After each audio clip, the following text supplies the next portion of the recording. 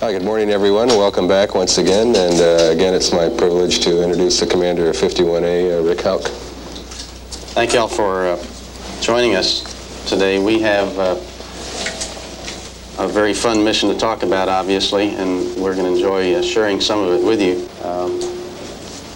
Briefly, let me introduce again the crew. To my right is pilot Dave Walker, and to his right, Dr. Joe Allen, Dr. Anna Fisher, and Commander Dale Gardner. Why don't we go ahead and we'll roll the movie, which we'll narrate for you. It's about 18 minutes long, and then we'll throw it open for questions.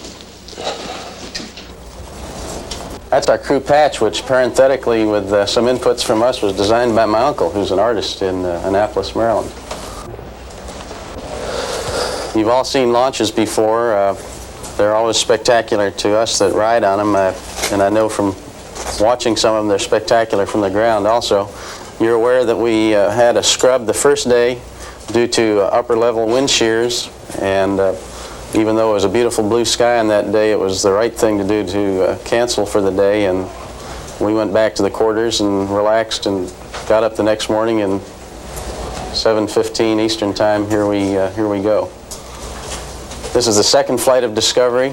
Always a beautiful sight as it goes through its roll program to point us downrange, and certainly a thrilling feeling. I'd like to turn it over to Dave Walker and let him give you some of his impressions of his first flight.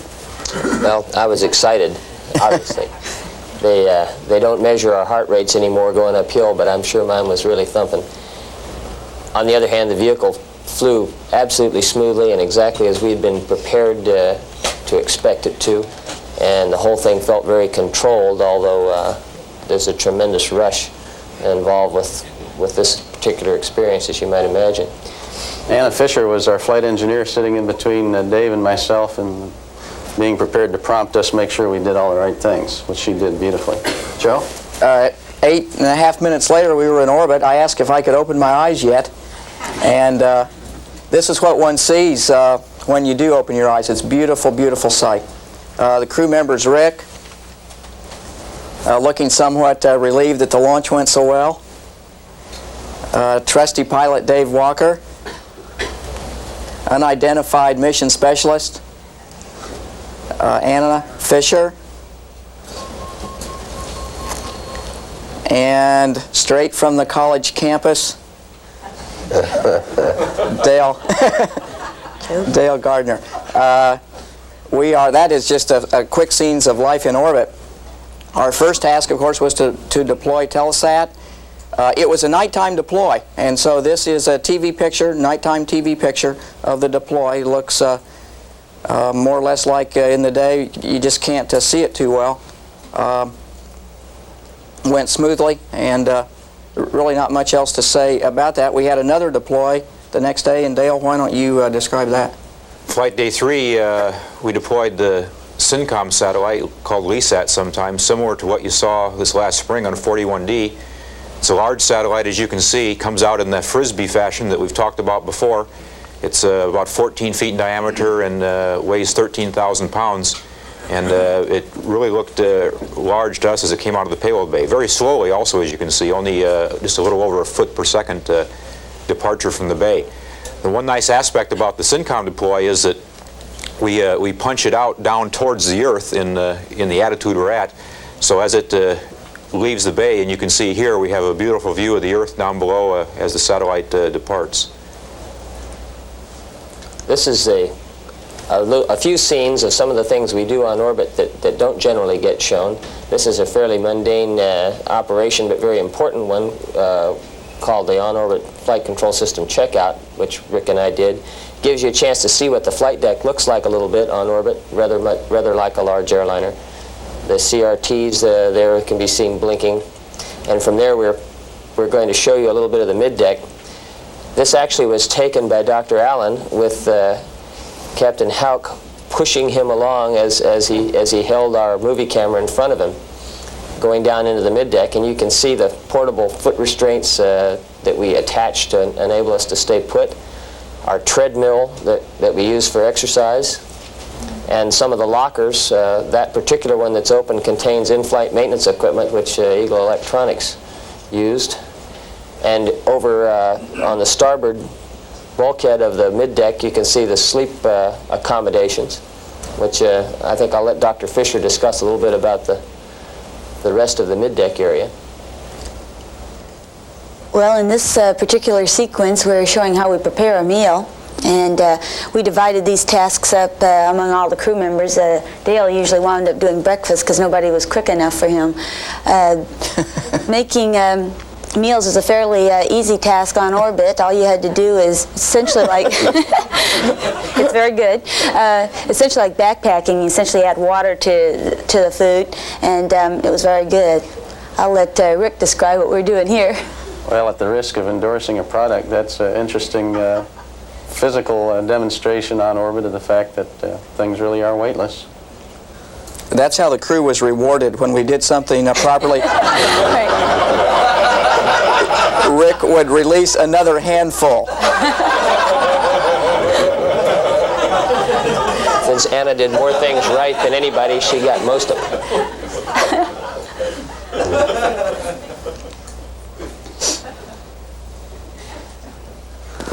You can see it is a rather dreamlike world, both awake and sleeping. This is Dave in the upper bunk after the first EVA. Saying, oh no, we have to do another one? Yeah. Part of our time on orbit is spent doing filter cleaning. What you see Dale and Dave doing here is removing some panels so that we can get to access to the filters. Again, it's much like life here on Earth. You got to, things you got to do, you got to eat, you got to be able to clean all of your equipment. This actually took several hours. We were doing this on the day in between EVAs. Then once those panels were removed, we were able to get access to the filters, and here I am cleaning again. I thought I was going to escape that for a couple of weeks, but for a week or so. But and this is, as I said, a very important part of our work on orbit, to keep things clean. You can see it wasn't just me who did that. Up on the flight deck, Dave's "a clean ship is a happy ship." Dave on orbit described Dr. Allen as large in personality but diminutive in stature. Whenever his personality got a little bit too large, we would stuff him away in a locker for a few hours, and then when a task needed to be done, it was my job to go down and get him out.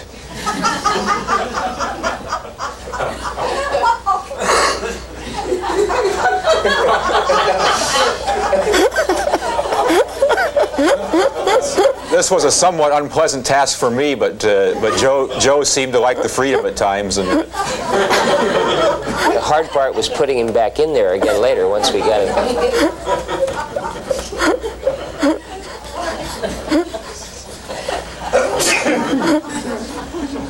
Flight days 5 and 7, of course, are the EVA days. This is the airlock. You can see the two suits up by my left and right shoulder. The main suits down by my right leg is a spare suit that we carried. When it was determined the two prime suits were going to operate properly, we took that spare suit out and didn't use it. Up on the flight deck, the folks were preparing for the rendezvous. Yeah, the day started fairly early for Rick and myself. About an hour and a half into our post-sleep activities, we got involved in the sequence of burns that were going to required to bring us in proximity with the satellite. As you can see here, we were always checking and double-checking each other, making sure that every input we put in was correct. This is a sequence through the COAS, our device for that Rick used to look overhead to sight on the satellite. And this, as you can see the satellite at a distance of about, I guess we were 50 miles here. It looked like a star as you looked at. And I'll hand it over to Rick now to talk about the final parts of the rendezvous. Here we are probably about 300 feet, now maybe down to about 50 feet away from the satellite. We're firing lots of jets on board to slow us down, to rendezvous with the satellite, putting it just about 35 feet from satellite to overhead the bay. After the next sunrise, here's Joe getting ready to go out with the MMU. We have a sequence of footage now that are drawn from both the EVAs, interspersed. We won't distinguish between the two, but try to give you a flavor for what it was like Rick says right at sunrise we went out. Dale's actually flying out here with Rick recording most of this on all sorts of film. About this time I thought that he should think twice about it, but Dale, go ahead and describe. Joe had done this on flight day 5 and had proven that the MMU and the Stinger concept for capturing the satellite worked perfectly. And I essentially had just a lot of fun on flight day 7, knowing that it all worked. It took a big load off my mind. I flew out a little bit differently than Joe had. You might remember Joe commenting that the sun had bothered him. It was in his eyes during the last phase.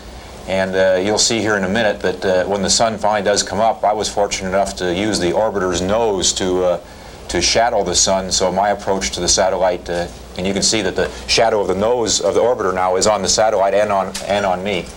And so my docking was a little bit easier with that information that Joe had given me from the earlier EVA. MMUs perform flawlessly, as you heard us talk about from space, and this method of capturing the satellite certainly worked well. And You can see the arm in the lower right corner of the picture, which was a position that Anna had put it in to assist in our station keeping task. Notice that the people who brought that satellite to us left it in absolutely perfect position with regard to its rotation and lack of nutation, which we appreciated. We can't emphasize that enough. The satellite originally was rotating 50 revolutions per minute, but was slowed down by ground controllers very painstakingly over many, many weeks' time, positioned and slowed down. And in the slowing, they left it still turning at a very, very regular rate. So it made our job absolutely easy as pie. Once docked, the procedure then was to use the MMU to stop the rotation, which was equally easy. You can see it's now quite stable, and the MMU pilot could then maneuver the satellite, turn it wherever we wanted it in such a way that Anna could grab the grapple fixture. Yeah, this is a sequence from the first rendezvous, and it worked just like it did in the simulator, getting Joe commands to maneuver it such that I could see the end effector, the grapple target, and it went very well, very smoothly.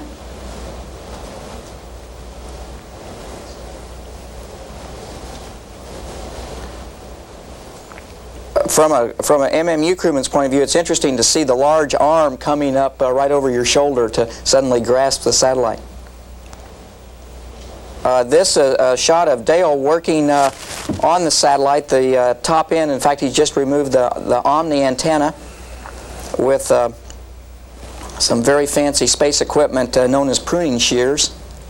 That was about the last nominal portion of that first EVA. Here we see where we first learned as a group that the common bracket clamp, which Dale has in his hand, was not going to fit at the appropriate place, which was on the common bracket on the satellite.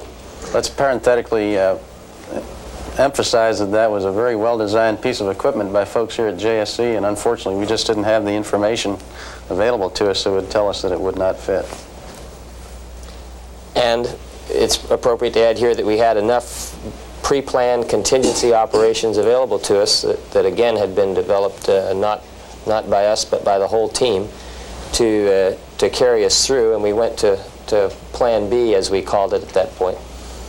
David was the keeper of Plan B. Dale and I had not the vaguest notion what it was, but we were confident that in his plans Dave could direct us. And the first step, he directed me to come off the Stinger, fly the MMU back to its storage place in the orbiter, and then prepare to hold the satellite at the antenna end while Dale worked on it. You get an idea of the flying qualities of the MMU here. It is as smooth as glass to fly. You just can put it wherever you want it, turn it as you want it. Interesting, you see here the reflection in my helmet of the bulkhead. You see the two windows through which the three other crewmen were working, or behind which they were working, and in fact here at the last you can even see the movie camera that Rick has pointed out the window taking this movie. The bright spot on the bulkhead is the light that we use to illuminate the work volume out in the payload bay during the nighttime passes. About this point we said, well, you can see Dale working in the back, by the way. That's a good shot of him showing the teamwork involved getting that foot restraint ready with some tool boards and so on so that we can press on with the next task. Meanwhile, Joe is getting ready to doff the manned maneuvering unit and go to put himself in the portable foot restraint, which is forward of where you could see there, and here he is now, and he's supposed to talk here, but I'm going to say first that this was not easy for Joseph. He worked very hard for a long time here, and both of the EVA crewmen worked very hard during this particular phase of it. We were all very, very concerned that this part went well, and fortunately it did. You can see, though, that the satellite, although it weighs about 1,200 pounds, is only massive in orbit. It's not heavy, and you can move it to wherever it needs to be moved. The most difficult part was you could not tell really where you were putting it. And so we relied totally on directions from Dave most of the time, and occasionally, as to where it should be moved. And they would just say, over your head or more to the right. And we tried to be very careful that we were not moving it to a place where it would hit the side of the orbiter or a piece of equipment on the orbiter, lest it be damaged. Joe's bringing the satellite back down into position for me to put the shower cap, as we called it, was a cover that we put over the nozzle such that small particles that were inside the rocket engine would not contaminate the payload bay.